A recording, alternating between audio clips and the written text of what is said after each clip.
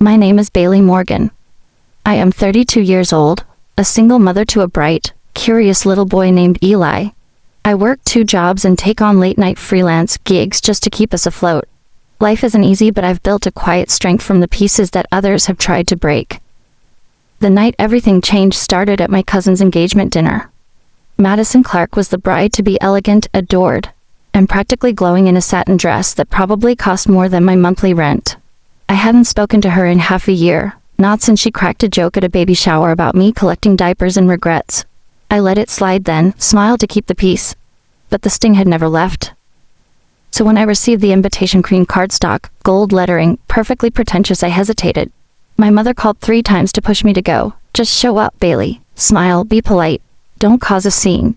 That was always her advice, so I went. For her, for appearances, for Eli. I found my nicest dress, a little wrinkled and a little tight. Borrowed heels from a neighbor, and let Eli pick out the necklace. He chose a silver heart. Said it looked like his. We walked into that upscale restaurant, white tablecloths, dim lights, wine glasses like crystal trophies, and I could already feel it. The tension behind fake smiles. The polished judgment. The roles everyone had already assigned. But what I didn't know that night was this: I wouldn't leave that room broken. I wouldn't be the one shrinking. The joke would shift. The room would turn. And for the first time in a very long time, someone would finally stand up, not for a perfect image, but for the truth. Madison and I used to be close when we were kids. But somewhere between college admissions and family reunions, she became the golden girl, and I became the quiet disappointment. She graduated with honors, traveled the world, dated successful men.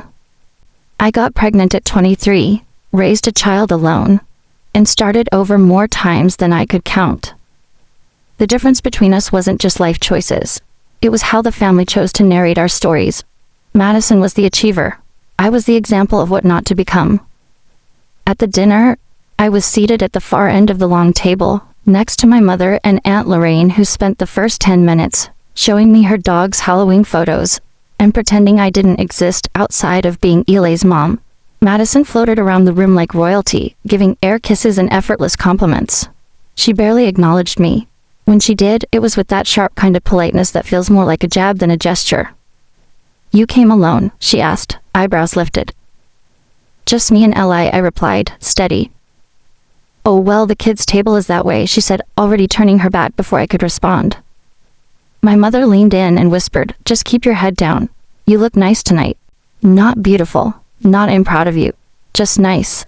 As if that's all a single mother was allowed to be: pleasant, quiet, forgettable. I tried to blend in, to survive the evening. Eli sat at the kids' table, coloring spaceships on a napkin and giggling, with strangers like only children can. Meanwhile, I passed butter and offered smiles, all while navigating the shallow conversations and polite condescension of relatives who hadn't called me in years, but still thought they knew what was best for my life.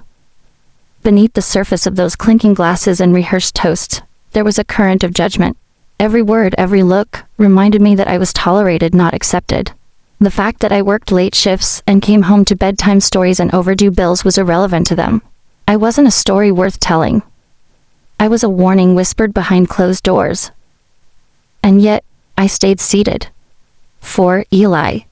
For the girl I used to be, the one who thought families were supposed to be safe places. I kept thinking, maybe if I smiled enough, played along enough, someone would finally see me. But deep down, I knew better. These people didn't want to see me. They wanted me quiet. They wanted me small. And for far too long, I had given them exactly that. The moment came during the main course, just after the plates were cleared and the wine glasses had been refilled. Madison stood up with practiced grace, tapping her champagne flute with a silver fork, her diamond ring catching the light like a camera flash. All eyes turned to her. "I just want to say," she began, with a polished smile, "how grateful I am to be surrounded by so much love tonight." Polite applause. A few soft cheers. Then she turned her gaze slowly toward me. "I hope," she said with a half laugh, "I never end up like some people, single, pushing 30, and raising a kid alone." The room exploded in laughter. Not the kind of awkward chuckle you give when someone crosses the line. Real laughter. Loud, comfortable, cruel. My uncle, her father, slapped the table and added, "You know what they say, men don't want used goods." That's just how it is. Even my mother gave a soft laugh, covering her mouth with her hand like it made it less painful. I sat frozen. My skin burned. My heart thudded in my chest like it was trying to run. I kept my eyes down, gripping my napkin under the table so hard the fabric crumpled into a knot. Across the room, Eli was still drawing his spaceship, blissfully unaware. I wanted to disappear. Not one person spoke up. Not one voice said, "That's enough." Even those who looked uncomfortable said nothing. Because it was easier that way. Because I had been cast in this role for so long, the mistake, the cautionary tale that challenging it now would be inconvenient. Madison, satisfied with the laughter, moved on. She made another joke about how Dylan had to give up video games and that he wouldn't survive marriage without her telling him what to wear. The laughter was thinner this time. Some people shifted in their chairs, but still, no one interrupted. My aunt leaned in and whispered, "Oh, honey, don't take it personally. Madison just likes to be the center of attention." But it wasn't about attention. It was about power. It was about reminding everyone that I didn't belong. I felt like a ghost sitting in that chair seen, but not human. My value had been reduced to a punchline. My entire life condensed into a single dismissive laugh line. And for a moment, I thought about standing up, saying something sharp, leaving in a blaze of righteous fury. But I didn't, not yet. I looked around the table and saw the faces of people who had claimed to love me. And I realized, their love came with conditions, with silence, with shame. So I sat there, my hands trembling, my chest tight, my mind screaming while my face stayed still. I reminded myself, I am not what they say I am. I thought of Eli just a few feet away, safe in his own little world of crayons and stars. And I made a promise to myself, I would not let their mockery rewrite the truth of who I was. I didn't know it then, but someone else in that room had heard everything too. And he wasn't going to stay silent. The room was still humming with low laughter and murmurs when Dylan Madison's fiancée stood up. She revealed the kind of courage that doesn't need to be loud to be heard.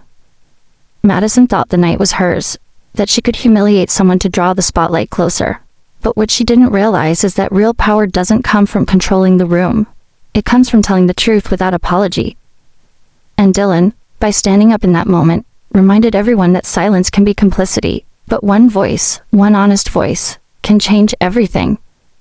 So if you've ever been the outsider, the quiet one, the one they called less than for not fitting their mold, remember this. You don't owe anyone your silence, you don't owe anyone your shame. Sometimes the most powerful thing you can do is simply not shrink. If this story moved you, take a moment to share it. Leave a comment below if you've ever chosen dignity over drama. And don't forget to like and subscribe for more stories that remind us, you don't need permission to take up space. You already belong. As Bailey stepped out into the night with her son's hand in hers, the air didn't feel colder, it felt lighter, like something had finally lifted. No applause, no grand finale, just truth and the quiet power of being seen. She didn't leave in defeat, she left in full.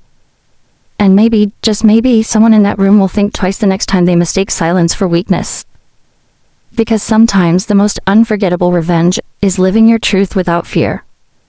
If you felt that, like, share, comment, and remember your story matters too.